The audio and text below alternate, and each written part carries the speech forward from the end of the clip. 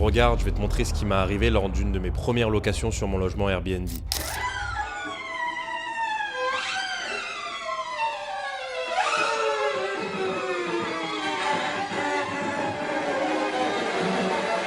Alors pour te remettre dans le contexte, cette location elle s'est déroulée il y a environ 1 an et demi. Je venais de finir 6 mois de rénovation, donc ma maison elle était vraiment toute neuve et j'accueillais je crois à l'époque mes 5e ou 6e locataires. Donc tu vois l'activité sur ce logement elle venait vraiment de démarrer. En voyant cela, je sais qu'il y a de fortes chances que tu te dises d'ailleurs comme 99% des gens que ce sont des choses qui doivent arriver très souvent quand on fait de la location Airbnb, potentiellement même avec le voisinage. Et pour être tout à fait honnête avec toi, c'est la vérité. En effet, moi quand j'ai démarré mon activité, je m'étais concentré uniquement sur le fait, tu vois, de créer le meilleur logement possible, proposer une expérience de rêve à mes clients en pensant vraiment à tous les détails et j'avais clairement négligé cette partie-là. Plutôt que de me décourager quand j'ai retrouvé mon logement dans cet état, je me suis promis ce jour-là de tout mettre en place pour que cela n'arrive plus jamais. C'était vraiment pas possible qu'une poignée de voyageurs, tu vois, indésirables, puisse gâcher tout le travail que j'avais fait durant ces 6 mois de rénovation. Le résultat, c'est qu'aujourd'hui j'ai une activité complètement différente avec des méthodes, avec des process que j'ai mis en place pour que cela n'arrive tout simplement plus jamais. D'où l'idée de cette vidéo que je te fais aujourd'hui. On va voir ensemble comment faire en sorte que ces situations ne se produisent plus jamais dans ton logement et dans un second temps, je vais t'expliquer comment tu pourras gagner de l'argent même quand une location se sera mal passée. Avant de démarrer cette vidéo, je vais me présenter déjà rapidement pour celles et ceux qui ne me connaissent pas. Donc je suis Camille, investisseur en location courte durée depuis maintenant plus de 2 ans et plus particulièrement dans la création de logements qui rapportent beaucoup d'argent. Et j'accompagne également les personnes qui veulent se lancer, que ce soit de par les vidéos comme celle que tu es en train de regarder ici ou via des offres d'accompagnement. Donc bon, je pense que si tu es là aujourd'hui, c'est pas pour entendre parler de moi. On va rentrer directement maintenant dans le vif du sujet. Et comme je te disais, on va aborder dans cette première partie les méthodes pour faire en sorte qu'il y ait le moins de problèmes possible dans tes logements. Alors premièrement, et ça c'est un conseil qui va être valable entre guillemets uniquement si tu n'as pas encore démarré. Bon, tu sais que le mot d'ordre vraiment sur cette chaîne, et je te le répète très souvent, mais ça va être vraiment de te placer sur un créneau haut de gamme. Pourquoi est-ce que je te dis ça? Tout simplement pour la première étape qui va être de demander à tous tes voyageurs un dépôt de garantie qui sera obligatoire. Tu vois, je vais t'afficher mes logements pour que tu puisses voir à peu près le standing et que tu puisses les situer. Sur ma maison, il faut savoir que je demande à tous les clients un dépôt de garantie de 1000 € et sur mes appartements, je demande un dépôt de garantie de 750 €. Et c'est là que le fait de proposer et de créer des logements haut de gamme, ça change tout. Puisque imaginons que j'ai des logements comme celui-ci ou celui-ci, tu peux te douter que j'aurais du mal à demander un dépôt de garantie qui soit dissuasif, puisque les clients me diraient tout simplement écoute, moi je peux réserver exactement le même logement juste à côté et les autres propriétaires ils me demandent pas de dépôt de garantie. Alors que dans mon cas et dans mes logements, le dépôt de garantie est beaucoup plus légitime puisque je suis sur un créneau comme je t'ai dit haut de gamme, un peu plus hôtelier et que c'est très simple d'expliquer aux clients que étant sur un bien assez premium, on ne veut pas de clients indésirables. Et deuxième point d'ailleurs, comme tu dois le savoir, je laisse toujours des consommables et des boissons dans mon logement en libre service, donc ça me permet également de pouvoir facturer sur ce dépôt de garantie les consommations des clients. C'est d'ailleurs en réalité le même système qu'utilisent les hôtels qui sont d'ailleurs assez premium, donc les clients sont habitués et ça ne crée pas de friction du coup lorsqu'ils doivent valider ce dépôt de garantie. La deuxième étape maintenant, ça va être de bien prendre le temps de filtrer tous tes voyageurs, que ce soit lorsque tu vas recevoir une demande par exemple sur la plateforme Airbnb,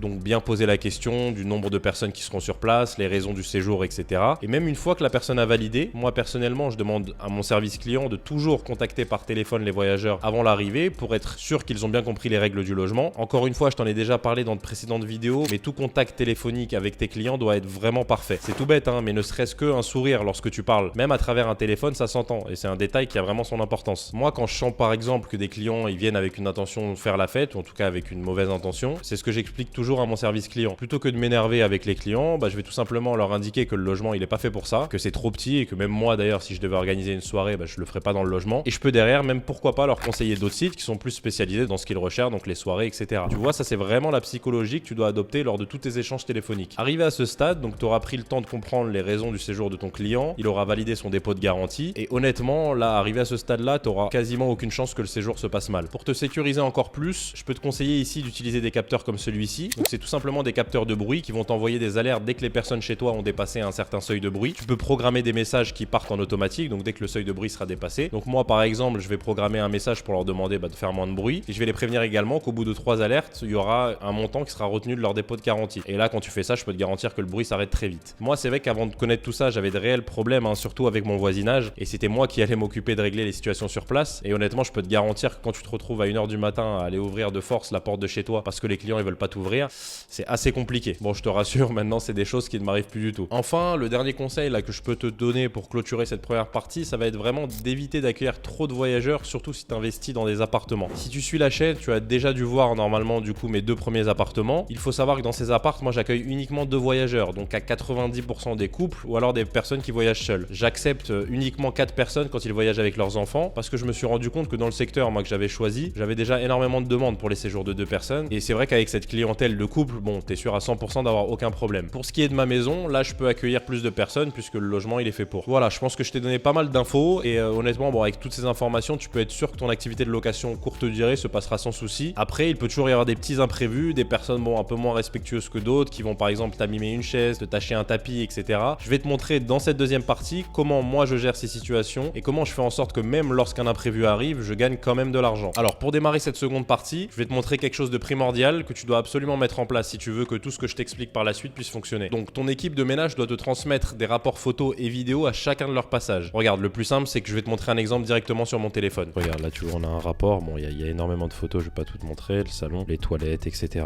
Bon, il y a des photos qui sont un petit peu plus floues que d'autres, mais l'idée le plus important c'est que j'ai toutes les parties de mon logement en photo pour être sûr que s'il y a quelque chose qui a été endommagé, je puisse le voir, tu vois. Donc là voilà, il y a un peu tout, il y a la piscine, tu vois, elle m'envoie même la température, c'est très important ce genre de détails. Imaginons que j'ai un client qui vienne par exemple et qui se plaigne parce qu'elle me dit que la température est trop froide, là j'ai la preuve, tu vois. Le client va arriver 2 heures après, donc je sais qu'il peut pas me mentir. Tout ça c'est des choses qui sont super importantes. Donc voilà, ça va te servir de base et de preuve si jamais quelque chose se passe mal ou est endommagé. Donc moi je leur demande photos et vidéos quand elles arrivent et quand elles partent. Ça c'est vraiment obligatoire. En plus de ça, elles me transmettent également donc le rapport des consommations sur place. Donc s'il y a des boissons par exemple prises dans le minibar, elles vont me l'indiquer, elles s'occupent de réapprovisionner après le minibar puisque moi tous mes stocks se trouvent dans le logement dans des placards fermés. Imaginons maintenant que tu rentres dans ton logement et que tu t'aperçois, on va prendre un exemple, qu'il manque un peignoir de bain et qu'il y a une partie de ton sol qui a été endommagée. Alors ce que je fais dans ce genre de situation, c'est que déjà je vais estimer le montant que ça va me coûter via une grille tarifaire que j'ai mis en place avec mon assureur. Donc par exemple, moi dans mon cas, c'était une peinture au sol qui a été endommagée. Donc je vais appliquer tout simplement les prix au mètre carré de la fourniture et de la pose de cette peinture au sol. Une fois que j'ai déterminé le montant des dommages, j'ai plusieurs possibilités. Alors je vais soit débiter du dépôt de garantie que le client m'avait validé, ou soit le déclarer auprès de mon assureur. Il y a également la possibilité d'utiliser l'assurance Aircover, qui est tout simplement l'assurance d'Airbnb.